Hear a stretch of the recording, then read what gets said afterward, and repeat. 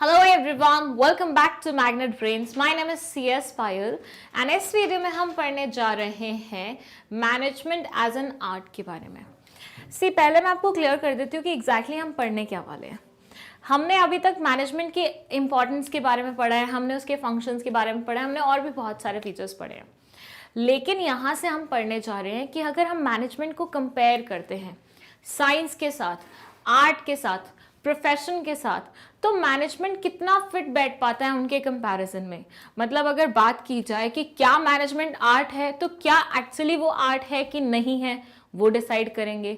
फिर हम बोलेंगे मैनेजमेंट साइंस, तो हम ये बोलेंगे कि क्या मैनेजमेंट साइंस के रूप में देखा जा सकता है, तो उसके बारे में बात करेंगे। And same is the case with profession and management.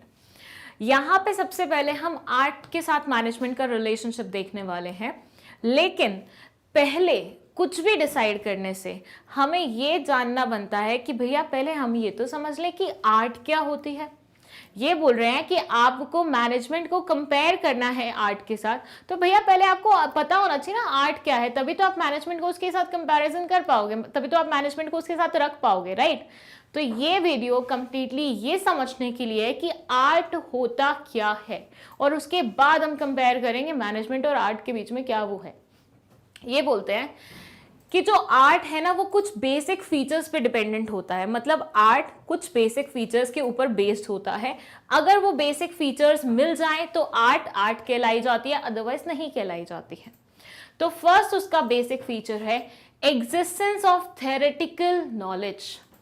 ये बोलते हैं कि जब भी हम आर्ट के बारे में बात करते हैं तो आर्ट में कुछ बेसिक नॉलेज होती है, कुछ थ्योरेटिकल नॉलेज होती है, कुछ लिखा होता है पहले से।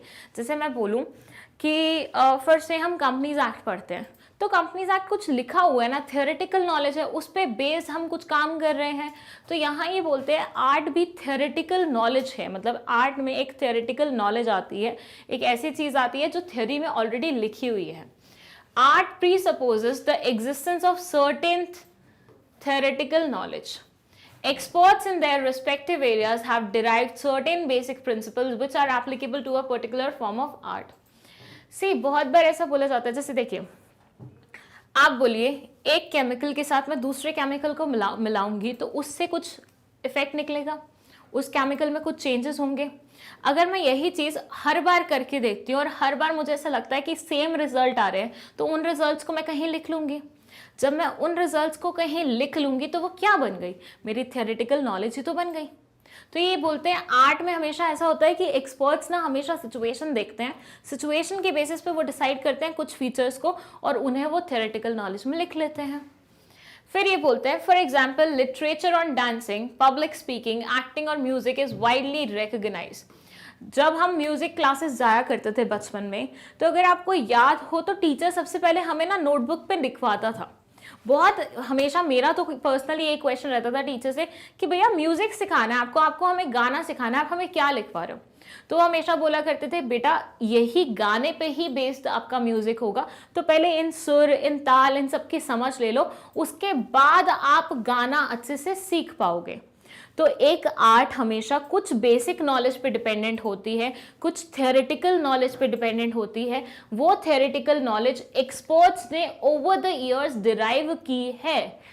मैं बोलूं सुर या ताल, ये सब कॉन्सेप्ट्स क्या हैं, ये थ्योरेटिकल कॉन्सेप्ट्स हैं, ये प्रैक्टिकल कॉन्सेप्ट्स तो नहीं है। बहुत सारे ऐसे लोग रहे होंगे म्यूजिक फील्ड में जिन्होंने इन सब चीजों के बारे में सोचा होगा, इन सब चीजों को एक्सपेरिमेंट करके देखा होगा। जब उनको पूरा समझ में आया तो उन्होंने उसे क्या किया, एक पेपर पे उतार दिया। तो जब ऐसे पेपर पे उतर गया है तो ये थ्योरेटिकल नॉलेज ही तो बन गया है। तो फर्स्ट फीचर आर्ट का ये बोलता है कि आर्ट एक थ्योरेटिकल नॉलेज पे बेस्ड होता है। मतलब हर आर्ट की कुछ थ्योरी वाली नॉलेज एसोसिएटेड है, जिसके बेसिस पे हम आर्ट को क्या करते हैं, देखते हैं। फिर ये बोलते हैं और फीचर्स के बारे में बताइए। तो सेकंड फीचर इन्होंने बोला पर्सनलाइज्ड एप्लीकेशन। अब आप एक देखिएगा, हमारे सामने दो डांसर्स हैं, ठीक है।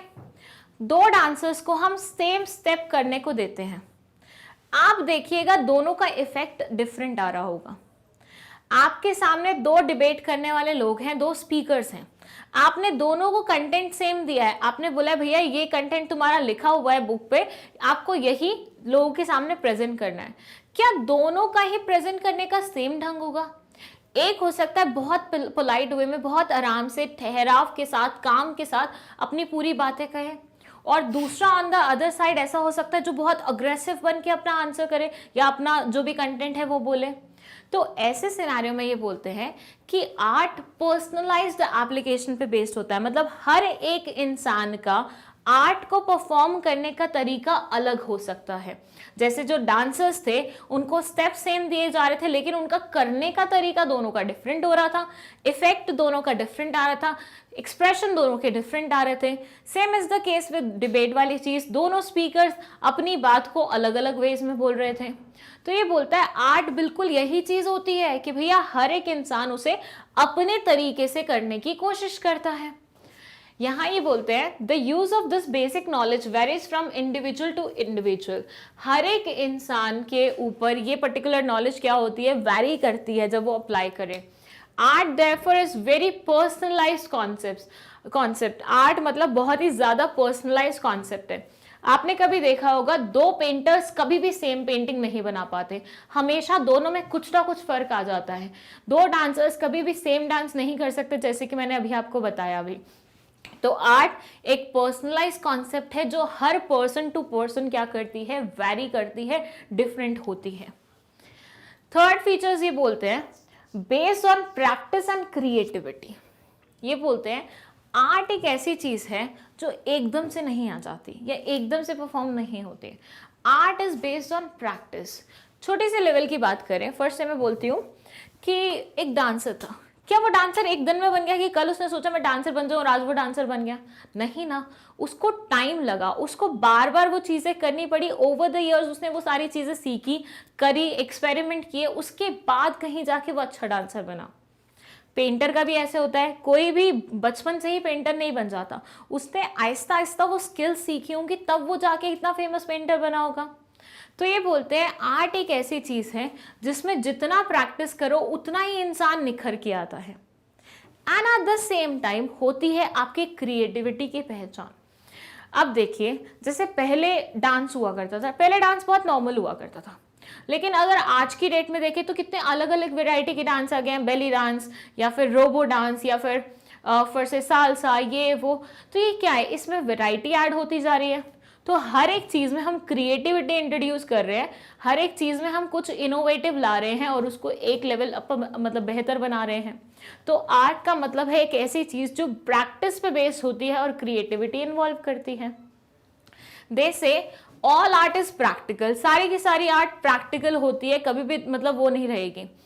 Art involves the creative practice of existing theoretical knowledge. ये बोलते हैं जो भी थ्योरेटिकल नॉलेज आपने लेके आए हो उसी का कैसे क्रिएटिविटी के साथ इस्तेमाल करते हैं प्रैक्टिकली, वही तो हमारा आर्ट है।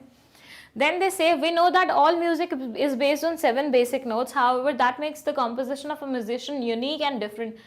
ये बोलते हैं भैया 7 सुर, सारे गामा पा जो ये होते हैं, ये अब है तो 7 ही, लेकिन हर एक म्यूजिक डायरेक्टर जो होता है या हर एक म्यूजिक का लिरिक्स जो लिखता है वो इंसान, वो उसे एक डिफरेंट वे में कंपोज करता है, एक डिफरेंट वे में लिखने की कोशिश करता है, एक डिफरेंट वे में बोलने की कोशिश करता है, गाने की कोशिश करता है। तो यहाँ पे थ्योरेटिकल नॉलेज सेम है, लेकिन उसको अप्लाई करने का तरीका पर्सन टू पर्सन क्या हो रहा है, डिपेंड कर रहा है, वैरी कर रहा है। सो इन शॉर्ट बोला जाए तो आर्ट एक ऐसी चीज है जो कुछ थ्योरेटिकल नॉलेज पे बेस्ड है, मतलब उससे रिलेटेड कुछ थ्योरी हमारे पास अवेलेबल है, and at the same time उस थ्योरी को जब हम प्रैक्टिकली अप्लाई करते हैं तो हर एक इंसान का, इंडिविजुअल का अलग रिजल्ट आता है। और उसके बाद ये बोलता है कि भैया ये आर्ट क्या है, प्रैक्टिस पे बेस्ड चीज़ है, इसमें बहुत ज़्यादा क्रिएटिविटी का इस्तेमाल होता है। ये कोई हार्ड एंड फास्ट रूल नहीं है कि ऐसे करेंगे तो ऐसे ही होगा, थंब रूल नहीं है कोई कि भैया ऐसे किया है तो ऐसे ही होना चाहिए, ऐसा नहीं है। ये प्रैक्टिस पे बेस्ड है और क्रिएटिविटी इन्वॉल्व करके हर पर्सन के द्वारा अलग अलग वे में किया जा सकता है। अब क्वेश्चन उठता है कि क्या मैनेजमेंट एक आर्ट है? तो उस क्वेश्चन को हम नेक्स्ट वीडियो में कवर करने वाले हैं, क्योंकि वो बहुत ही इलैबोरेट रहेगा। फर्स्ट ये वीडियो से आई होप आप ये समझ गए होंगे कि आर्ट क्या होता है। उसके बाद हम बात करते हैं कि मैनेजमेंट क्या आर्ट है कि नहीं है। आई होप ये तीनों पॉइंट्स आपको क्लियर हुए हैं। अगर कोई भी डाउट है तो आप कमेंट सेक्शन में पूछ सकते हो, और अगर आपको नोट्स चाहिए तो आप magnetbrains.com से जाके नोट्स भी ले सकते हो। दैट्स आवर ऑफिशियल वेबसाइट, जिसका link is provided in the description box. Thank you so much for watching this video. Hello everyone, welcome back to magnet brains. My name is CS Payal and इस video में हम पढ़ने जा रहे हैं कि क्या मैनेजमेंट एक आर्ट है। इन माय प्रीवियस वीडियो मैंने आप लोगों को बताया कि आर्ट होता क्या है। उसके लिए हमने कुछ फीचर्स देखे जो आर्ट में प्रेजेंट होते हैं। तो अब जब हमें आर्ट की डेफिनेशन पता चल चुकी है, ये पता चल चुका है कि आर्ट क्या होता है, तो हमारे लिए काइंड ऑफ थोड़ा सा ईजी हो गया है मैनेजमेंट को उससे रिलेट करना। तो सबसे बड़ा क्वेश्चन उठता है कि क्या मैनेजमेंट आर्ट है। यहाँ पे आपको स्टार्टिंग में ही मिल जाएगा ये आंसर कि yes, management is an art. लेकिन क्यों है, वो क्वेश्चन है आपका बेसिकली। हाँ और ना में तो जवाब आप ऐसे ही दे सकते हो, लेकिन वो क्या ग्राउंड्स रहे होंगे जिसके पीछे आपने हाँ या ना बोला है, वो मैटर करता है ना। तो यहाँ ये बोलते हैं कि मैनेजमेंट है एक आर्ट, हम मानते हैं, लेकिन वो कौन से पॉइंट्स हैं जिनकी वजह से हम ये मान रहे हैं। यहाँ पे मैं आपको थोड़ा सा पुराना वीडियो रिमाइंड कराना चाहूंगी, जहाँ पे मैंने आपको बताया था कि आर्ट में देखे जाते हैं कुछ features like art is based on theoretical knowledge. Art एक थ्योरेटिकल नॉलेज पे बेस्ड है, प्लस हर एक इंसान उसे अपने अलग वे में क्या करता है, इम्प्लाई करता है, इम्प्लीमेंट करता है, और उसमें क्रिएटिविटी और प्रैक्टिस छुपी होती है। अब हम देखते हैं मैनेजमेंट के कौन से वो फीचर्स हैं जो उसे आर्ट की तरह दिखाते हैं। ये बोलते हैं a successful manager practices the art of management in day-to-day job of managing an enterprise based on study, observation and experience। ये बोलता है जो मैनेजर होते हैं ना, वो अपनी अपनी ऑर्गेनाइजेशन में मैनेजमेंट से रिलेटेड जो थ्योरीज ऑलरेडी बनी हुई हैं, वो क्या करते हैं, उनको इम्प्लाई करते हैं। ना सिर्फ इतना, बल्कि अपने ऑर्गेनाइजेशन में डिफरेंट वे से मैनेजमेंट करके वो हर एक चीज़ को एक्सपीरियंस करते हैं, हर एक चीज़ को ऑब्जर्व करते हैं, एक्सपेरिमेंट करते हैं। और यही तो किया करते थे हम आर्ट में भी।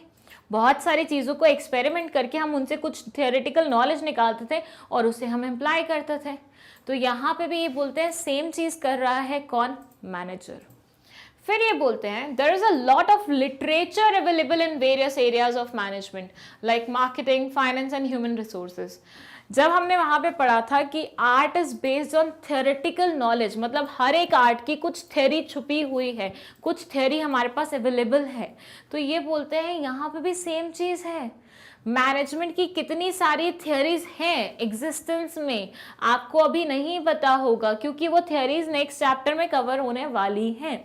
लेकिन हर एक इंसान का मैनेजमेंट के बारे में क्या कहना था वो अपने आप में बताता है कि हर एक इंसान ने मैनेजमेंट के रिगार्डिंग डिफरेंट थ्योरीज दी हैं। तो वो थ्योरीज हमारे लिए क्या हैं, वो हमारे लिए थ्योरेटिकल नॉलेज है। तो ऐसा मानिए हमारा जो फर्स्ट पॉइंट था आर्ट का, दैट वाज थ्योरेटिकल नॉलेज होना चाहिए, वो हमारे मैनेजमेंट में भी कवर हो रहा है। बोल सकते हैं कि नहीं बोल सकते, बिल्कुल बोल सकते हैं। सेकेंड ये बोलता है कि जो हमारी आर्ट होती है वो इंडिविजुअल टू इंडिविजुअल बाय वो रहती है, डिफरेंट रहती है, क्योंकि हर एक इंसान का एक अलग तरीका होता है चीज़ें करने का, पर्सनलाइज टच होता है। तो ऐसा मानिए जो हमारे यहाँ के मैनेजर्स होते हैं वो भी तो यही कर रहे हैं। हर एक मैनेजर, फर्स्ट से मैं बोलती हूँ 2 लोग थे जिन्होंने साथ में मैनेजमेंट पढ़ी है पूरी की पूरी, मतलब जो कोर्स करते हैं वो पूरा का पूरा साथ में किया है, साथ में सेम चीज़ें सीखी हैं। एक चला जाता है रेस्टोरेंट को मैनेज करने के लिए, तो दूसरा जाता है, फर्स्ट से मैं बोलती हूँ, किसी ऑर्गेनाइजेशन को मैनेज करने के लिए।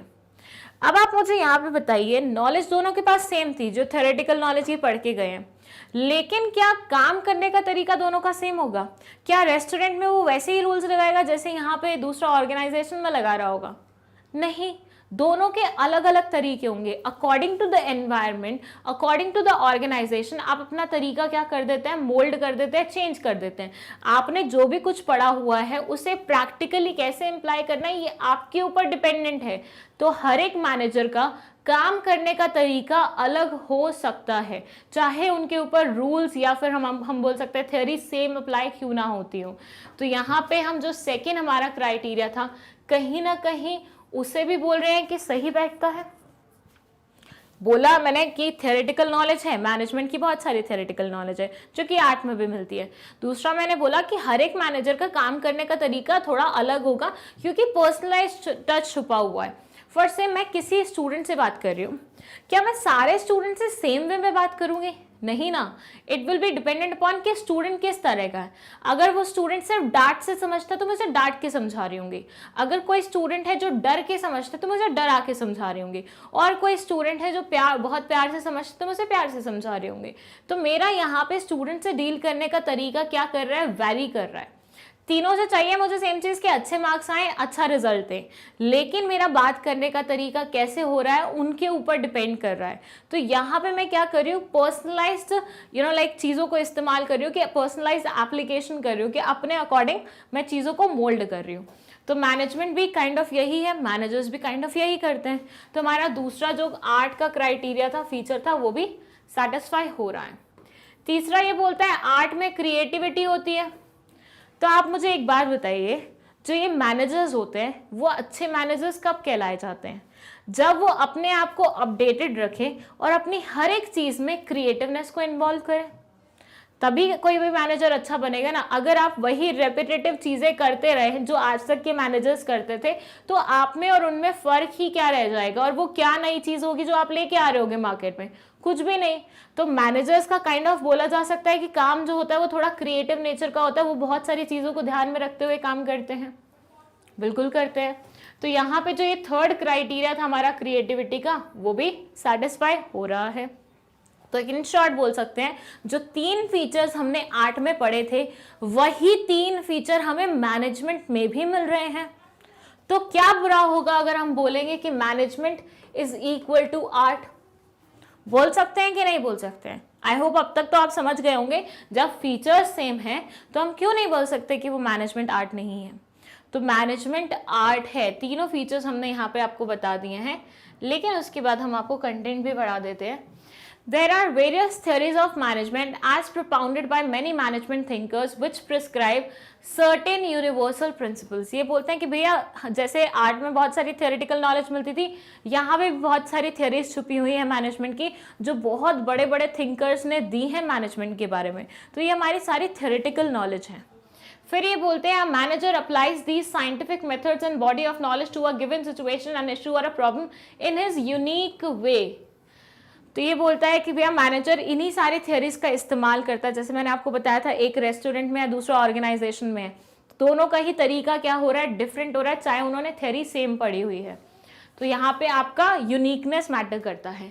A good manager works through a combination of practice, creativity, imagination, initiative and innovation.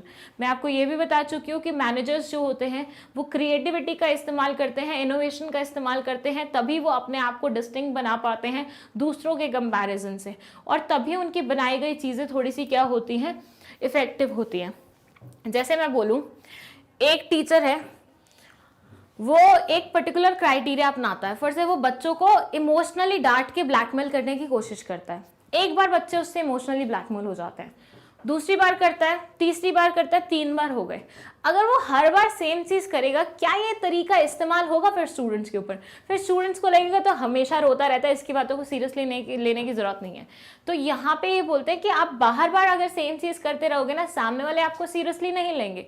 If you want सामने वाले आपकी बात की रिस्पेक्ट करें, आपकी बात को कंसिडर करें, तो you need to bring uniqueness in that, you need to bring innovation in that.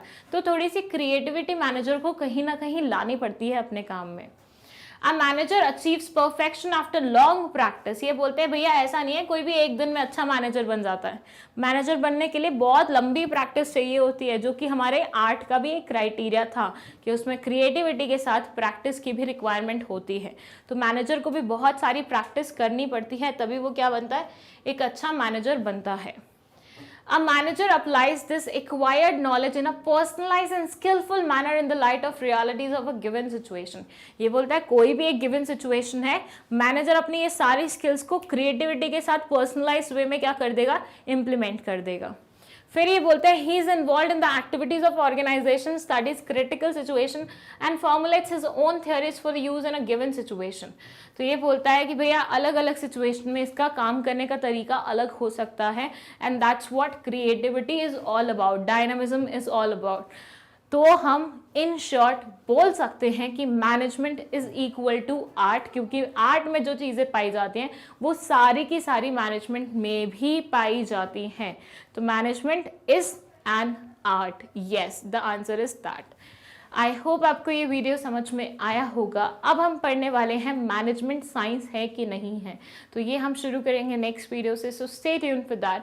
And if you want notes of this chapter तो magnetbrains.com पे जाके आप नोट्स ले सकते हैं। दैट्स आवर ऑफिशियल वेबसाइट जिसका link is provided in the description box. Thank you. Hello everyone, welcome back to magnet brains. My name is CS Payal and इस video में हम पढ़ने जा रहे हैं कि क्या मैनेजमेंट साइंस है। Like in our previous video हम लोगों ने बात की कि क्या मैनेजमेंट आर्ट है, तो हमने बोला येस इट्स एन आर्ट। तो यहाँ हम बात कर रहे हैं कि साइंस बोला जा सकता है मैनेजमेंट को। तो इन्होंने बोला कि आप पहले मुझे ये बताइए कि साइंस क्या होता है। आप उसे मैनेजमेंट के साथ कंपेयर तो तब कर पाओगे ना जब आपको पता होगा कि साइंस क्या होती है। तो पहले साइंस को ही समझ लेते हैं। तो इस वीडियो में हम समझेंगे कि एग्जैक्टली वो क्या चीज़ होती है जो हमें साइंस के रूप में मिलती है, जो हमें हमारे द्वारा साइंस बोली जाती है। उसको पढ़ने के लिए हमें पढ़ने पड़ेंगे कुछ फीचर्स। तो यहाँ हम 3 फीचर्स के बारे में बात करने जा रहे हैं जो बताते हैं कि स्पेसिफिकली साइंस में मिलते हैं, और अगर किसी चीज़ को साइंस बनना है तो उसे इन तीनों फीचर्स को ही अपने अंदर अडेप्ट करना पड़ेगा, या फिर इन तीनों फीचर्स का भी उसके अंदर होना ज़रूरी है, तभी हम उसे साइंस बोल पाएंगे। तो फर्स्ट फीचर है हमारा सिस्टमैटिक बॉडी ऑफ नॉलेज। दे से science is a systematic body of knowledge. Its principles are based on cause and effect relationship. I am marking these words because ये बहुत ज़्यादा important words है। कभी भी साइंस की बात आती है तो कॉज एंड इफेक्ट का रिलेशनशिप तो हमेशा लिखा ही लिखा जाता है। अब ये है क्या एग्जैक्टली वो बताती हूँ मैं आपको। ये बोलते हैं किसी भी चीज़ को अगर साइंस बनना है तो उसे कॉज एंड इफेक्ट के रिलेशनशिप को अपने अंदर लाना ज़रूरी है। एज एन इन्होंने एक एग्जाम्पल दिया है। For example the phenomena of Apple falling from a tree towards the ground is explained by the law of gravity. ये बोलते हैं वर्ल्ड में अगर कुछ भी होता है, कुछ भी होता है, वो क्या होगा, एक इफेक्ट होगा। वर्ल्ड में कोई भी चीज हो रही है तो वो एक इफेक्ट है, काइंड ऑफ बोल सकते हैं। तो उसके पीछे, उस होने के पीछे छुपे होते हैं कुछ कॉजेस, कुछ रीजंस। ये बोलते हैं कोई भी चीज हमारे इंडिया में, हमारे वर्ल्ड में ऐसी नहीं है जो विदाउट रीजन आ रही हो, विदाउट कॉज के इफेक्ट में हो। तो हर एक नतीजे का कोई ना कोई फैसला जरूर होता है। तो सेम यहाँ पे ये बोलते हैं कि अगर कोई भी चीज एग्जिस्टेंस में है तो उसके कुछ रीजंस छुपे हुए हैं। अब ये बोलते हैं कि जैसे एप्पल फॉलिंग, मतलब एक एप्पल गिरा। अब एप्पल गिरा था, एप्पल की शेप थोड़ी अलग बन गई बट ठीक है, समझ जाओ, ठीक है, ये एप्पल ही है। ओके, सो एप्पल गिरा और वो नीचे की तरफ गिरा, ये हमारा इफेक्ट था। मैं बोलती हूँ मैंने एप्पल यहाँ से उठाया, यूं छोड़ा, नीचे की साइड जाएगा, तो ये इफेक्ट है कि वो नीचे गिर रहा है, दिस इज एन इफेक्ट। पर इसके पीछे वो क्या रीजन छुपा हुआ था कि वो सिर्फ नीचे ही गिरा, ऊपर नहीं उड़ा। तो इन्होंने बोला उसके पीछे रीजन छुपा हुआ था ग्रेविटी। तो ये बोलते हैं वर्ल्ड में कुछ भी हो रहा है ना तो उसका एक रीजन जरूर है, और साइंस उसी रिलेशनशिप को फाइंड करने में लगा रहता है। साइंस बोलता है इस वर्ल्ड में कुछ भी हो रहा है ना तो उसका एक कॉज और इफेक्ट है, और यही ढूंढना साइंस का फर्ज है। तो science is nothing, just the relationship between the cause and the effect. अगर यहाँ पे एप्पल गिर रहा है नीचे की तरफ, ऊपर की तरफ नहीं गिर रहा, ये एक इफेक्ट है, और ये हो इसलिए रहा है क्योंकि हमारे यहाँ पे ग्रेविटी का फिनोमेना है। तो यहाँ से हमें लॉ ऑफ ग्रेविटी मिल गया। तो ये बोलते हैं साइंस की जितनी भी बॉडी, मतलब जितनी भी नॉलेज है ना, ये सारी की सारी कॉज एंड इफेक्ट रिलेशनशिप में छुपी हुई है।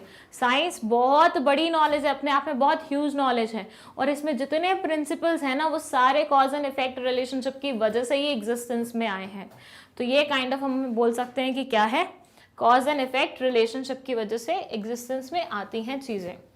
फिर ये बोलते हैं कि साइंस में जो प्रिंसिपल्स हैं those are based on experimentation. ये बोलते हैं कि साइंस के कुछ प्रिंसिपल्स बने, जैसे मैं बोलती हूँ लॉ ऑफ ग्रेविटी को ही ले लेते हैं, that's also a principle right. मैंने बोला लॉ ऑफ ग्रेविटी, इन्होंने बोला कि क्या एक बार एप्पल नीचे गिरा तो उसे हमने लॉ ऑफ ग्रेविटी बोल दिया? क्या सिर्फ एक बार? नहीं, कोई चीज अगर सिर्फ एक बार हो रही है तो वो प्रिंसिपल नहीं बनेगा।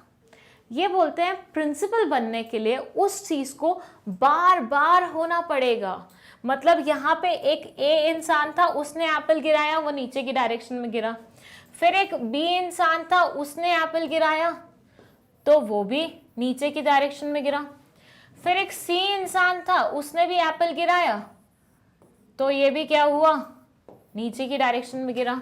फिर एक डी इंसान था, उसने भी एप्पल गिराया, अगेन ये क्या हुआ, नीचे की डायरेक्शन में गिरा। तो काइंड ऑफ बोला जा सकता है कि हमारे जो साइंटिफिक प्रिंसिपल्स हैं कि ये लॉ ऑफ ग्रेविटी हमेशा नीचे की तरफ आपको लेके जाती है, ये फॉर्म कैसे हुआ? क्योंकि बार बार हमने एक्सपेरिमेंट किया। हमने सिर्फ एक बार होती हुई चीज को देख के उसे लॉ नहीं बोल दिया, उसको प्रिंसिपल नहीं बोल दिया। हमने उस चीज को रेपिटेटिव वे में होते हुए देखा है, एक्सपेरिमेंट किया है। व्हाट डू यू थिंक, ये जो लैब्स में बैठे होते हैं साइंटिस्ट, ये बार बार क्यों लगे होते हैं किसी चीज के वो करने में? बार बार क्यों उन्हें किसी ना किसी चीज की फाइंडिंग्स चाहिए होती है? क्योंकि वो एक बार होने वाली चीज को प्रिंसिपल नहीं बोलते हैं, वो उस चीज को 10, 12, 15, 16, 10,000 बार करके देखते हैं और उसके बाद उसे बोलते हैं कि ये प्रिंसिपल है। क्योंकि प्रिंसिपल का मतलब क्या होता है, वो चीज़ जो हमेशा हो एग्जिस्टेंस में। मतलब हर बार अगर आप एप्पल गिरा रहे हो तो वो नीचे की डायरेक्शन में ही गिरे, कभी भी इधर उधर नहीं जाए। यही चीज़ तो हमारी प्रिंसिपल बन पाएगी। तो इसके लिए ज़रूरी है क्या, एक्सपेरिमेंटेशन करना। बार बार रिपीटेड वे में अगर आप एक्सपेरिमेंट करेंगे तभी कोई चीज़ साइंस बन पाएगी, अदरवाइज उसे साइंस नहीं बोला जा सकता। फिर ये बोलते हैं यूनिवर्सल वैलिडिटी। अब क्योंकि स्टार्टिंग से ही हम क्या लेके आ रहे हैं, एप्पल का एग्जाम्पल लेके आ रहे हैं, तो यहाँ पे भी हम एप्पल का एग्जाम्पल लेते हैं। ये बोलते हैं यूएसए में एक इंसान था ए, इसने हाथ से एप्पल ड्रॉप किया, इसने हाथ से एप्पल ड्रॉप किया तो वो भी नीचे गिरेगा, गिरेगा कि नहीं गिरेगा? फिर इंडिया में बैठा था एक बी इंसान, इसने भी हाथ से एप्पल ड्रॉप किया, ये भी नीचे गिरेगा। फिर एक इंसान था चाइना वाला, जिसने ऐसे ही एप्पल ड्रॉप किया, वो भी कहाँ गिरा, नीचे गिरा। और फिर एक इंसान था जापान में, इसने भी एप्पल गिराया तो कहाँ गिरा, नीचे गिरा। अब ये कहा जा सकता है कि वर्ल्ड में कहीं पे भी इस चीज को अगर आप एक्सपेरिमेंट करोगे, साइंटिफिक प्रिंसिपल्स को आप अप्लाई करोगे तो हमेशा वो सेम रिजल्ट देंगे। क्योंकि अगर आप देख रहे हो हर जगह जब एप्पल गिराया जा रहा है तो वो नीचे की डायरेक्शन में ही जा रहा है। तो ये बोलते हैं साइंस के जो प्रिंसिपल्स है ना, उनकी यूनिवर्सल एप्लीकेबिलिटी है। मतलब पूरे वर्ल्ड में कहीं पे भी आप उसे एक्सपेरिमेंट करके देखोगे नॉर्मल सिचुएशन में तो उसका सेम इफेक्ट ही आएगा। अब डोंट टेल मी कि हमने पृथ्वी के ऊपर जाके आसमान में कहीं वो करा तो वो ऊपर फैलने लग गया, हिलने लग गया, नहीं। हम नॉर्मल सिनेरियो की बात कर रहे हैं जहाँ पे हर एक जगह सेम सिचुएशन पाई जाती है। अगर आप उसे वहाँ पे इस चीज़ को एक्सपेरिमेंट करोगे ये हमेशा सेम रिजल्ट देगा। एक और एग्जाम्पल ले लेते हैं इसका। फर्स्ट से मैंने बोला एक स्कूल था डीपीएस, एक स्कूल था बाल भारती और एक स्कूल था फर्स्ट से VIDH, ठीक है।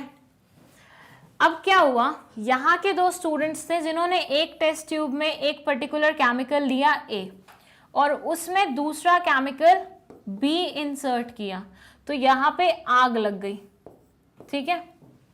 अब सेम चीज बी स्कूल में हो रही है कि A में B को मिक्स किया जा रहा है तो यहाँ पे भी आग लग रही है।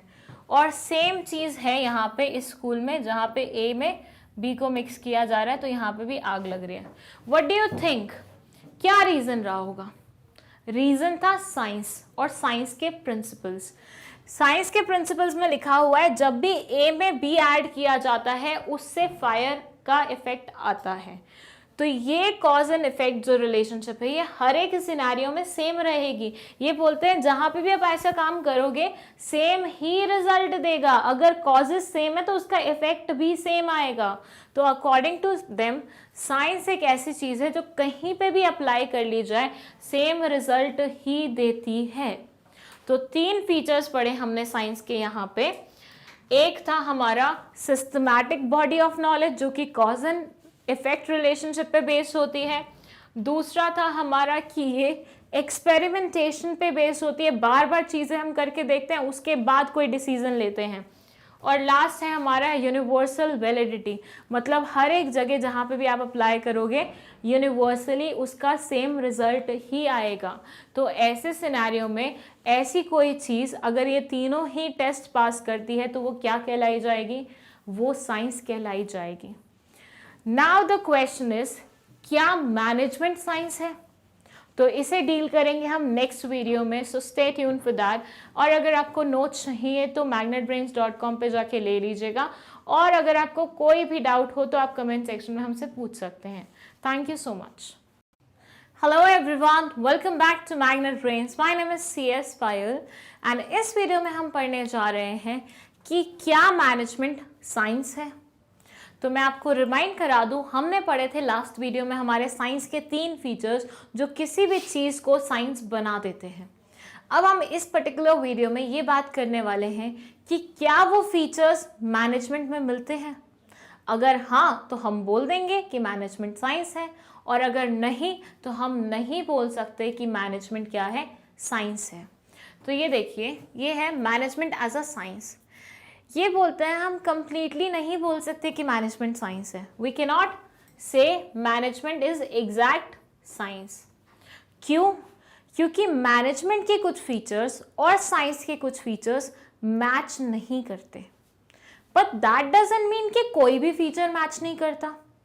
ये बोलते हैं मैनेजमेंट की कुछ फीचर्स ऐसे हैं जो बिल्कुल साइंस जैसे हैं, and at the same time management के कुछ ऐसे भी फीचर्स हैं जो थोड़े बहुत साइंस जैसे हैं, and at the same time management के कुछ ऐसे भी फीचर्स हैं जो बिल्कुल भी साइंस की तरह नहीं है। तो यहाँ पे हमने वो तीनों अलग अलग फीचर्स के बारे में लिखा हुआ है। ये बोलते हैं feature of science which is also present in management, मतलब ऐसा फीचर जो साइंस में भी मिलता है और मैनेजमेंट में भी मिलता है, और वो है हमारा systematic body of knowledge. Knowledge की बात करें तो वो साइंस में भी है और वो मैनेजमेंट में भी है। फिर ये बोलते हैं features of science partially present in management. That means ऐसा कुछ फीचर जो साइंस में तो है लेकिन मैनेजमेंट में पार्शियली प्रेजेंट है, कंप्लीट वे में नहीं है। वो हमारा है principle are based on repeated experiments. Last है हमारा वो फीचर जो साइंस में तो है लेकिन मैनेजमेंट में प्रेजेंट नहीं है, और ये है हमारा यूनिवर्सल वैलिडिटी वाला फीचर। दैट मीन्स ये फीचर वो है जो दोनों में पाया जाता है, ये फीचर वो है जो दोनों में मतलब साइंस में पूरा पाया जाता है, मैनेजमेंट में थोड़ा कम पाया जाता है, और ये फीचर वो है जो सिर्फ और सिर्फ साइंस में मिलता है, मैनेजमेंट में नहीं मिलता है। ये बोलते हैं जब हम साइंटिफिक बॉडी की बात करें, मतलब बॉडी ऑफ नॉलेज की बात करें, सिस्टमैटिक बॉडी ऑफ नॉलेज की बात करें, तो ये साइंस में भी मिलती है, क्योंकि साइंस में बहुत सारे प्रिंसिपल्स हैं, बहुत कॉज एंड इफेक्ट वाले रिलेशनशिप हैं, बहुत सारे लॉज हैं। और same is the case with management. Management में भी बहुत सारे लॉज हैं, बहुत सारे कॉज एंड इफेक्ट वाले रिलेशनशिप हैं। फिर ये बोलते हैं principle are based on repeated experiments. ये बोलते हैं साइंस के जो प्रिंसिपल्स होते हैं वो हमेशा एक्सपेरिमेंट्स पे बेस्ड होते हैं। मतलब लोगों ने कुछ एक्सपेरिमेंट्स किए होंगे, लोगों ने कुछ ट्राई किया होगा जिसकी वजह से हमारे पास ये प्रिंसिपल्स इफेक्ट में आ गए होंगे, और वो एक्सपेरिमेंट्स रिपीटेटिव वे में हुए हैं। ये नहीं कि एक बार एक्सपेरिमेंट करके देखा और हमने उसी से क्या निकाल लिया, अपना रिजल्ट निकाल लिया। नहीं, ये बार बार हुआ था, बार बार सेम रिजल्ट दिया, तभी हमने उनको प्रिंसिपल्स के रूप में फॉलो किया। लेकिन मैनेजमेंट में ऐसा नहीं होता है। मैनेजमेंट में एक्चुअली हमेशा ऐसा नहीं होता है। समटाइम्स मैनेजमेंट के भी फीचर्स ऐसे ही डिसाइड होते हैं, प्रिंसिपल्स ऐसे ही डिसाइड होते हैं, लेकिन ये चीज़ हमेशा करेक्ट नहीं बैठती है। फिर बात करें यूनिवर्सल वैलिडिटी की, तो हमने साइंस में बोला था कि साइंस का एक्सपेरिमेंट चाहे आप यूएसए में कर लो, चाहे इंडिया में कर लो, चाहे जापान में कर लो, उसका सेम रिजल्ट आएगा। लेकिन मैनेजमेंट में ऐसा नहीं होता। Management is based on your surroundings. आप अगर जापान में कोई चीज़ का एक्सपेरिमेंट करोगे वो अलग रिजल्ट देगी, क्योंकि ह्यूमन बींग से इन्फ्लुएंस होती है, ह्यूमन बींग्स का इन्वॉल्वमेंट होता है, और ह्यूमन बींग्स तो हमेशा अलग रहते हैं ना। कौन कैसा रिएक्शन देगा यू नेवर नो। आप क्लास में गए, आपने एक न्यूज़ सुनाई, फिर से आपने टेस्ट की न्यूज़ सुनाई। अब टेस्ट की न्यूज़ सुन के जो इंटेलिजेंट स्टूडेंट्स थे वो तो बहुत खुश हो गए कि अरे वाह टेस्ट होगा, मतलब हमारा वो लेवल का पता चलेगा कितने प्रेपरेशन हो गए। जो थोड़े डल स्टूडेंट्स थे उनको कोई फर्क ही नहीं पड़ा, बिकॉज दे वर लाइक छुट्टी मारेंगे। लेकिन ऐसे स्टूडेंट्स जो कर सकते हैं लेकिन कहीं ना कहीं डरते हैं, वो डर गए थे टेस्ट का सुन के। तो आपकी बात का किस पे क्या असर पड़ेगा यू नेवर नो, क्योंकि ह्यूमन बींग्स हैं, कैसे भी रिएक्शन दे सकते हैं। बट साइंस में ऐसा नहीं होता। साइंस में हमेशा रिएक्शन सेम ही आएगा हर एक सिनेरियो में। तो ये बोलते हैं ये चीज़ तो मैनेजमेंट में बिल्कुल भी प्रेजेंट नहीं है, क्योंकि मैनेजमेंट लोगों से डील करती है और लोगों का रिएक्शन कुछ भी हो सकता है, जो कि साइंस में नहीं होता। साइंस में रिजल्ट हमेशा सेम ही आता है। अब इसे हम थ्योरेटिकली पढ़ें तो यहाँ ये बोलते हैं management has a systematic body of knowledge. ये बोलते हैं मैनेजमेंट में भी जैसे इकोनॉमिक्स, साइकोलॉजी, मतलब बायोलॉजी, इन सब में जैसे एक थ्योरेटिकल नॉलेज होती है, मैनेजमेंट में भी वैसी ही थ्योरेटिकल नॉलेज है। मैनेजमेंट की भी बहुत सारी थ्योरीज हैं, मैनेजमेंट की भी बहुत अलग अलग थिंकर्स हैं जिन्होंने बहुत अपने ऑब्जर्वेशंस, अपने ओपिनियंस लोगों के साथ शेयर करे हैं। फिर ये बोलते हैं the principles of management have evolved over the period of time. ये बोलते हैं कि भैया हमने भी मैनेजमेंट के जो प्रिंसिपल्स हैं ना वो ओवर द टाइम एस्टेब्लिश किए हैं रिपीटेड एक्सपेरिमेंट से। लेकिन how ever since management deals with human beings and human behavior, the outcomes of these experiments are not capable of being accurately predicted or replicated. ये बोलते हैं science में तो हमें एक केमिकल से दूसरा केमिकल मिलाना है, जो कहीं पे भी मिला लो, कैसे भी मिला लो, सेम वो देगा रिजल्ट। लेकिन मैनेजमेंट में आप लोगों से डील करते हो सकता है एक बार आपने आके किसी को डांटा उसके भले के लिए तो वो समझ गया, दूसरी बार आपने डांटा तो वो गुस्सा हो गया सामने से। तो उसके मूड पे भी चीज़ें डिपेंड करेंगी, क्योंकि ह्यूमन आपके सामने खड़े हुए हैं जिनके साथ आप इंटरेक्शन कर रहे हो, जिनके ऊपर आप एक्सपेरिमेंट कर रहे हो, तो काफ़ी हद तक उसका बिहेवियर भी उस एक्सपेरिमेंट के रिजल्ट को क्या करेगा, चेंज करेगा, इन्फ्लुएंस करेगा। Therefore, management can be said to as an inexact science, क्योंकि सेकेंड वाला प्रिंसिपल पूरा पूरा मैच नहीं कर रहा। थर्ड ही बोलते हैं since the principle of management are not as same as principles of this not universal. जो पॉइंट मैंने आपको बताया था कि अलग अलग एरियाज में अगर आप एक्सपेरिमेंट करके देखेंगे तो आपको अलग अलग रिजल्ट मिलेंगे, जो कि साइंस में ऐसा नहीं होता। तो काइंड ऑफ हम बोल सकते हैं कि साइंस के 3 फीचर्स 1, 2, 3। मैनेजमेंट का फर्स्ट फीचर बिल्कुल सेम है, थर्ड फीचर बिल्कुल सेम नहीं है, और सेकेंड फीचर 50-50 सेम है। तो ऐसे सिनेरियो में क्या हम बोल सकते हैं मैनेजमेंट साइंस है? नहीं बोल सकते, क्योंकि भैया मैनेजमेंट को अगर साइंस बनना था ये तीनों फीचर अपने अंदर इन्वॉल्व करने थे, पर ऐसा तो हुआ नहीं। एक फीचर हो रहा है, एक फीचर आधा आधा हो रहा है, और एक फीचर तो बिल्कुल नहीं हो रहा। तो ऐसे केस में हम बोल सकते हैं मैनेजमेंट इज नॉट साइंस, या फिर हम बोल सकते हैं मैनेजमेंट इज इनएग्जैक्ट साइंस। इनएग्जैक्ट साइंस मतलब कंप्लीट नहीं है, आधी अधूरी है, लेकिन साइंस के कुछ फीचर्स मैनेजमेंट में छुपे हुए हैं। तो जो क्वेश्चन था आपके सामने कि क्या मैनेजमेंट साइंस है, उसका आंसर है नहीं। मैनेजमेंट पूरी तरह से साइंस नहीं है, उसके कुछ फीचर्स अलग बैठते हैं साइंस के कंपैरिजन में, लेकिन हम मैनेजमेंट को इनएग्जैक्ट साइंस बोल सकते हैं। आई होप आपको ये वीडियो समझ में आया होगा। कोई भी प्रॉब्लम है तो आप कमेंट सेक्शन में पूछ लीजिए, और अगर आपको नोट्स चाहिए तो आप magnetbrains.com पे जाके नोट्स भी ले सकते हैं। दैट्स आवर ऑफिशियल वेबसाइट, जिसका link is provided in the description box. इसके अलावा मैं आपको बताना चाहती हूँ हमारे एक इनिशिएटिव के बारे में, that is magnet brains plus initiative. इसमें हम स्टूडेंट्स के लिए अलग अलग तरह की रिक्वायरमेंट्स के बारे में सोच के अलग अलग तरह की प्रेपरेशन कर रहे हैं। जिसमें आपका घर बैठे बैठे बहुत ज़्यादा भला हो सकता है। उसकी सारी डिटेल डिस्क्रिप्शन बॉक्स में दी हुई है, आप एक बार पढ़ लीजिए और समझ के अपने अकॉर्डिंग उसे ऑप्ट कर लीजिए। Thank you so much. Hello everyone, welcome back to Magnet Brains. My name is CS Payal and इस वीडियो में हम पढ़ने जा रहे हैं मैनेजमेंट एज अ प्रोफेशन के बारे में। सी इन माई प्रीवियस वीडियो पहले हमने बात की कि क्या मैनेजमेंट आर्ट है, तो हमने बोला हाँ वो आर्ट है। फिर हमने पूछा क्या मैनेजमेंट साइंस है, तो हमने बोला नहीं, पूरा नहीं है लेकिन आधा अधूरा ज़रूर है, मतलब इन एग्जैक्ट साइंस है। यहाँ हम बात करने जा रहे हैं कि क्या मैनेजमेंट प्रोफेशन है। तो ये बोलते हैं कि ये तो हम बाद में पता लगाएंगे, पहले तो हमें ये पता लगाना पड़ेगा कि प्रोफेशन होता क्या है। जैसे हमने आर्ट एंड साइंस के कुछ फीचर्स पढ़े थे, वैसे ही हम पढ़ने वाले हैं प्रोफेशन के कुछ फीचर्स, लेकिन यहाँ पे सिर्फ 3 फीचर ना हो के पूरे 5 फीचर हैं। तो ये बोलते हैं अगर किसी चीज़ को प्रोफेशन बनना है तो ये 5 फीचर्स उस चीज़ में होने चाहिए, तभी हम उसे प्रोफेशन बोल सकते हैं, अदरवाइज नहीं बोल सकते। तो वो 5 फीचर्स क्या हैं वो देखते हैं हम।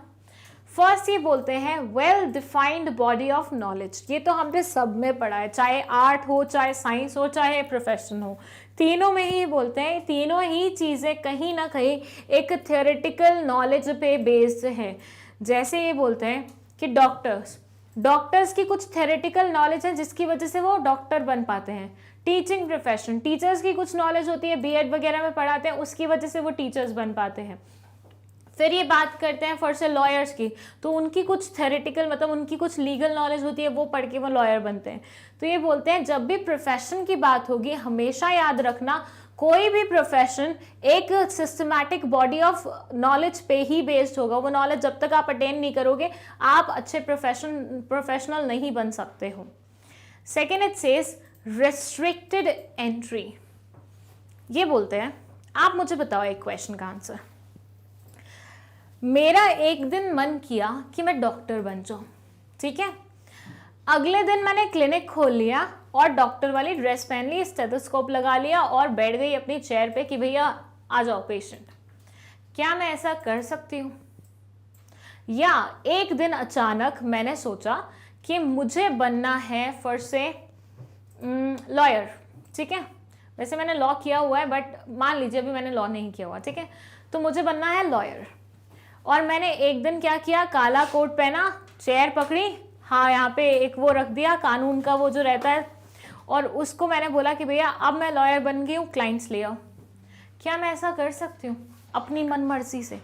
मतलब जब मेरा जो बनने का मन कर रहा है मैं वो बन सकती हूँ, जो प्रोफेशन चूज करने का मन कर रहा है क्या मैं वैसा कर सकती हूँ? तो ये बोलते हैं नहीं, अगर आपको प्रोफेशनल बनना है तो आपको ना सिर्फ उसकी पढ़ाई करनी पड़ती है लेकिन उसके रिलेटेड जो एग्जाम्स होते हैं वो भी क्लियर करने पड़ते हैं। मैं तब तक अपने आप को डॉक्टर नहीं बोल सकती जब तक मैंने वो नॉलेज पढ़ के एग्जाम क्लियर नहीं किए होंगे। हमारे यहाँ पे डॉक्टर्स कौन बनते हैं? जो एमबीबीएस की डिग्री होल्ड करते हैं। तो जब तक आप एमबीबीएस की डिग्री होल्ड नहीं करोगे आप डॉक्टर नहीं कहलाए जाओगे।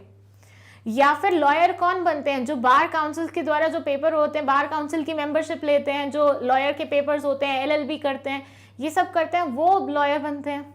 आपका जब जो मन करे, जो प्रोफेशन चूज करने का मन करे, आप वो नहीं कर सकते हो अनलेस एंड अनटिल आप उस फील्ड की रिक्वायर्ड नॉलेज अटेन ना कर चुके हो, उस फील्ड की रिक्वायर्ड जो भी एग्जामिनेशन थे उनको क्लियर ना कर चुके हो और उस फील्ड में अपना 100% ना दे चुके हो और मेंबरशिप भी अटेन ना कर चुके हो। तो ये बोलते हैं किसी भी प्रोफेशनल को अगर प्रोफेशन में एंटर लेना है तो उसके लिए होती है रिस्ट्रिक्टेड एंट्री। ऐसा नहीं है कि हर किसी को एंट्री मिल जाएगी, नहीं, एंट्री थोड़ी सी रिस्ट्रिक्टेड रहेगी। आपने पेपर पास किए आप आ सकते हो, आपने रिक्वायर्ड मेंबरशिप ले ली आप आ सकते हो, और अगर आपने ये दोनों चीज़ें नहीं करी तो आप नहीं आ सकते हो इस फील्ड में। They say the entry to a profession is restricted through an examination or through acquiring an educational degree. और एग्जाम्पल में इन्होंने दिया है in order to become chartered accountant in India, a candidate has to clear specified examination conducted by ICAI. Even मेरी ही बात करें, मैं CS अपने नाम के आगे तभी लगा पाई थी जब मैंने ICSI की मेंबरशिप ले ली थी। जब तक वो मेंबरशिप में अटेन नहीं करूंगी तब तक मैं CS का टैग अपने सामने नहीं लगा पाऊंगी।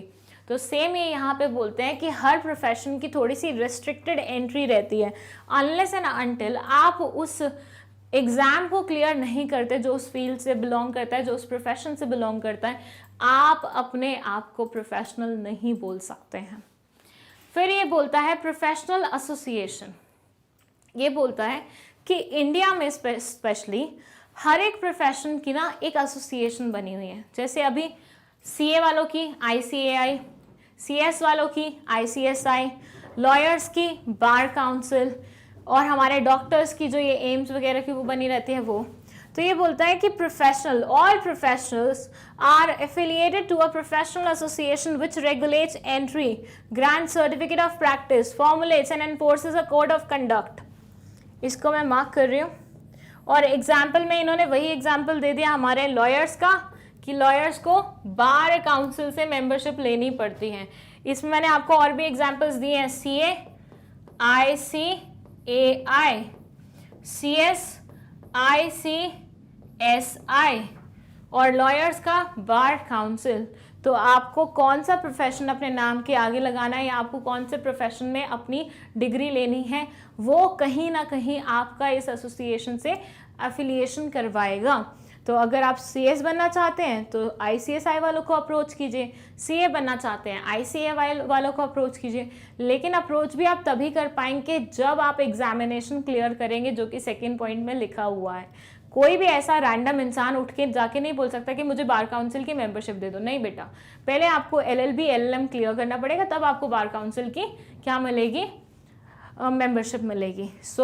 यहाँ पे ये बोलते हैं हर प्रोफेशन से रिलेटेड उसका एक होता है प्रोफेशनल एसोसिएशन। यहाँ पे अब मैंने एक चीज़ वो करी थी, कोड ऑफ कंडक्ट।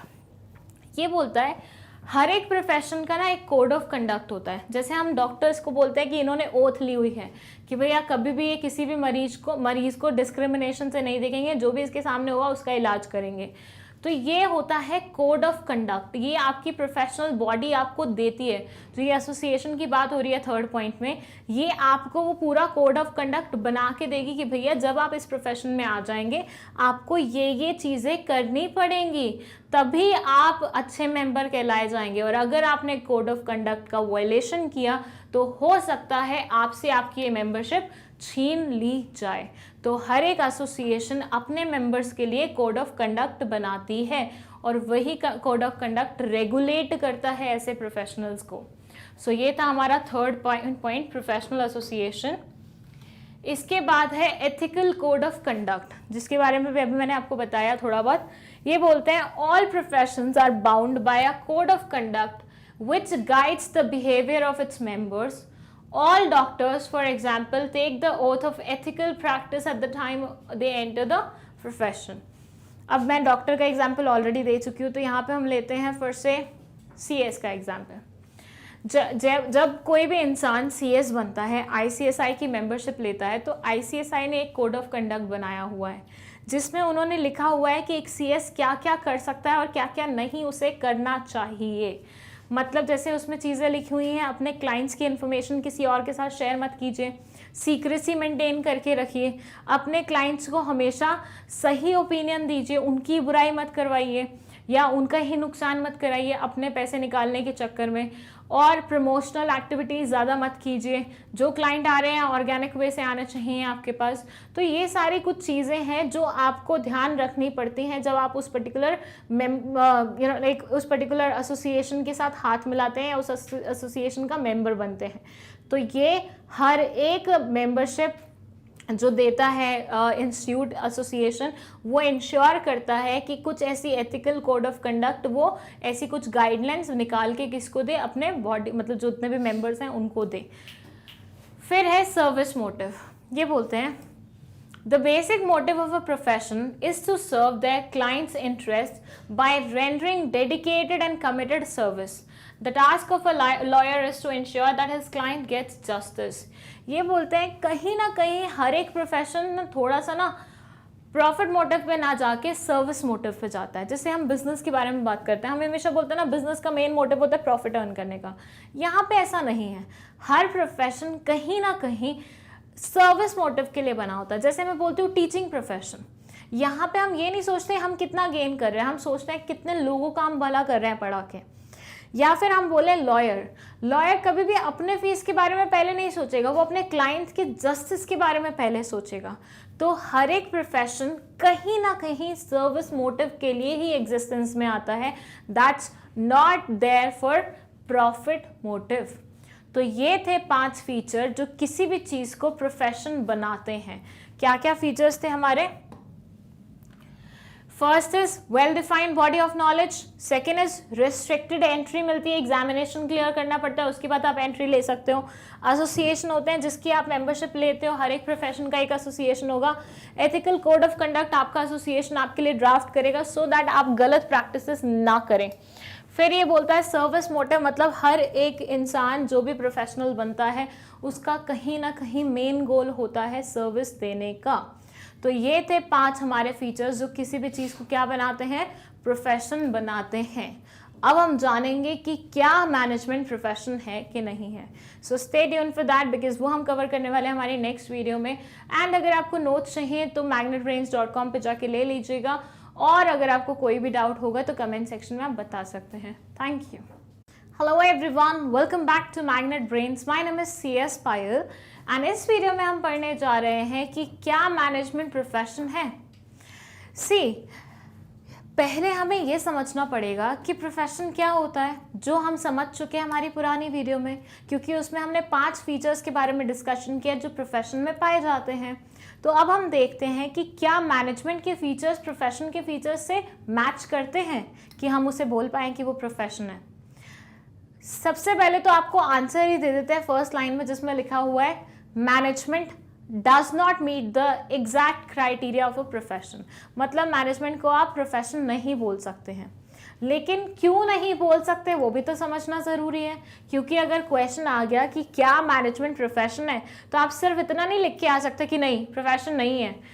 आपको रीज़न भी स्टेट करने पड़ेंगे कि आपको क्यों लगता है कि मैनेजमेंट प्रोफेशन नहीं है।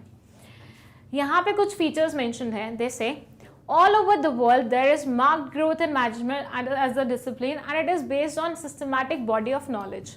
प्रोफेशन का फर्स्ट फीचर था कि वो एक सिस्टमैटिक बॉडी ऑफ नॉलेज पे बेस्ड होता है। यहाँ हम बोलते हैं मैनेजमेंट भी यही है।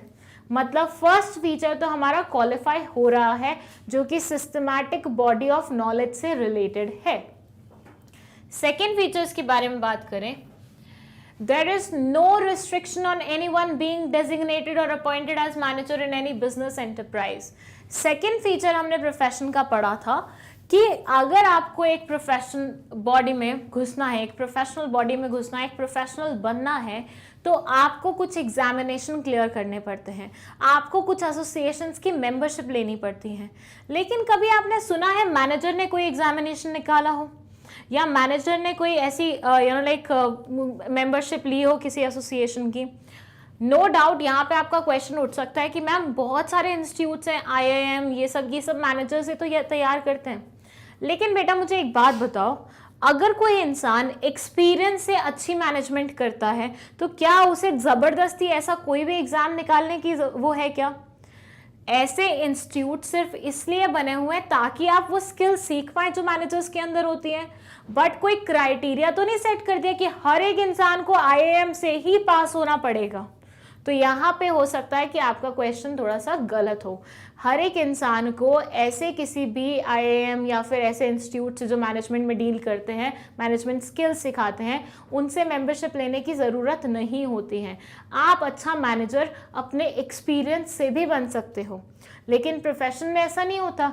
दे डोंट से कि आपके पास अच्छा एक्सपीरियंस है तो आप डॉक्टर बन जाओ, चाहे आपने डॉक्टरी की मतलब MBBS की डिग्री ली है या नहीं ली है। वहाँ पे ऐसा नहीं चलता, वहाँ पे ज़बरदस्ती आपको डिग्री लेनी पड़ती है, एग्जामिनेशन क्लियर करने पड़ते हैं। मैनेजमेंट में ऐसा नहीं होता। तो मतलब सेकेंड फीचर हमारा क्वालिफाई नहीं हो रहा है। फिर ये बोलते हैं there are several associations of practicing managers in India.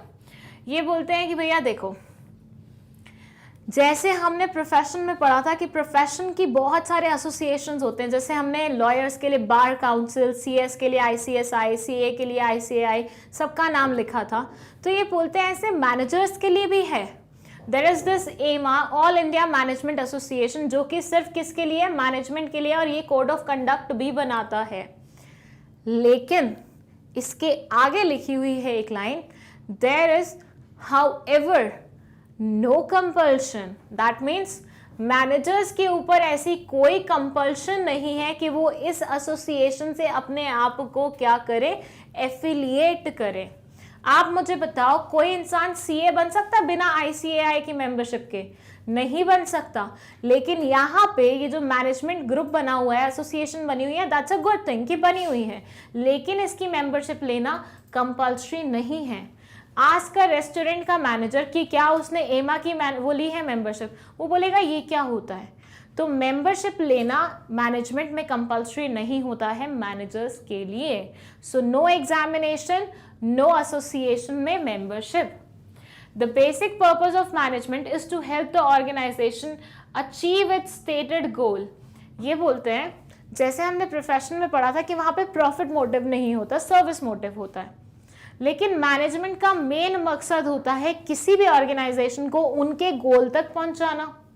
और अगर आप खोल के देख लो किसी भी बुक्स ऑफ अकाउंट्स को, किसी भी कंपनी के लाइक फाइल्स को, तो आपको यही मिलेगा, उनका मेन ऑब्जेक्टिव होता है प्रॉफिट अचीव करने का। प्रोफेशन सर्विस मोटिव की तरफ जाता है, मैनेजमेंट डायरेक्टली या इनडायरेक्टली प्रॉफिट मोटिव की तरफ जा रहा है। इनडायरेक्टली मैंने क्यों बोला, क्योंकि मैनेजमेंट अपनी ऑर्गेनाइजेशन को आगे लेके जाना चाहता है, उनका गोल अचीव कराना चाहता है, तो वो तो भैया इनडायरेक्टली प्रॉफिट मेकिंग ही है ना। तो मैनेजमेंट की साइड इधर है तो प्रोफेशन की साइड इधर है, तो हम नहीं बोल सकते उसे कि ये पॉइंट भी सेम है। तो इन शॉर्ट अगर हम देखें, मैं दोबारा से वो स्लाइड निकाल देती हूँ जिसमें मैनेजमेंट की, प्रोफेशन की वो लिखी हुई है। अब फर्स्ट वाला पॉइंट देखिए, well defined body of knowledge. ये था मैनेजमेंट में, बिल्कुल था। ये है प्रोफेशन में, बिल्कुल है। सेकेंड है रिस्ट्रिक्टेड एंट्री। प्रोफेशन में तो है ये, लेकिन क्या मैनेजमेंट में है? नहीं है। अभी पढ़ा हमने कि कोई ऐसा एग्जामिनेशन नहीं होता। फिर है प्रोफेशनल एसोसिएशन, प्रोफेशन में होती हैं, लेकिन क्या मैनेजमेंट में इसका कंपल्सरी कुछ वो है? नहीं है। उसके बाद 3 ये हो गई। उसके बाद code of conduct. As such कोई कोड ऑफ कंडक्ट आपको फॉलो करना कंपल्सरी नहीं होता, क्योंकि मेंबरशिप कंपल्सरी नहीं है। कोड ऑफ कंडक्ट आपसे किस थ्रेड पे वो करवाया जा सकता है कि भैया आपने अगर कोड ऑफ कंडक्ट को फॉलो नहीं किया तो आपकी मेंबरशिप स्नैच कर ली जाएगी, वापस ले ली जाएगी। लेकिन यहाँ पे मेंबरशिप लेना ही कंपल्सरी नहीं है, तो ऐसे सिनेरियो में क्या आप उसको फोर्स कर सकते हो कोड ऑफ कंडक्ट फॉलो करने के लिए? नहीं कर सकते। फिर ये बोलता है सर्विस मोटिव। ये था प्रोफेशन में, पर क्या ये मैनेजमेंट में है? हमने बोला नहीं है, क्योंकि मैनेजमेंट तो हेल्प करती है ऑर्गेनाइजेशन के गोल्स को अचीव करने में, और ऑर्गेनाइजेशन के गोल होते हैं प्रॉफिट मार्जिन के। तो ऐसे सिनेरियो में 5 फीचर में से सिर्फ एक ही फीचर मैनेजमेंट में एप्लीकेबल है, मैनेजमेंट में होता है। तो as a result of which we can not say management is equal to profession. तो आई होप आपको अपना आंसर यहाँ पे मिल गया होगा। आंसर ये है कि प्रोफेशन मैनेजमेंट दोनों सेम नहीं है, क्योंकि प्रोफेशन के वो 5 फीचर्स जो होते हैं जो किसी भी चीज़ को प्रोफेशन बनाते हैं, उनमें से सिर्फ एक ही फीचर है जो मैनेजमेंट में एप्लीकेबल है, मैनेजमेंट में अवेलेबल मिलता है। बाकी कोई भी फीचर साथ में नहीं मैच करता है। तो एक इंसान का ये बोलना गलत नहीं होगा कि management is not equal to profession. अब सम अप करते हैं ये तीनों कॉन्सेप्ट को कि मैनेजमेंट को क्या बोल सकते हैं, क्या नहीं बोल सकते। पहले आर्ट, साइंस और प्रोफेशन 3 चीज़ें हैं, और मैनेजमेंट को एक एक करके हमने इन तीनों के साथ कंपेयर किया है। When it comes to profession, management एक आर्ट है, तो हमने बोला यस बिल्कुल है, क्योंकि आर्ट के 3 फीचर्स मैनेजमेंट में भी अवेलेबल मिलते हैं।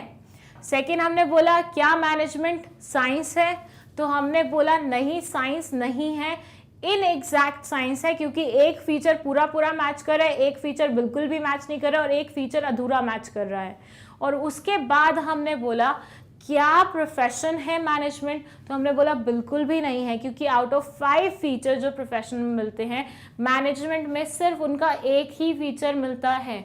तो ऐसे में हम बोल ही नहीं सकते। क्या हम इसे इनएग्जैक्ट प्रोफेशन बोल सकते हैं? नहीं बोल सकते।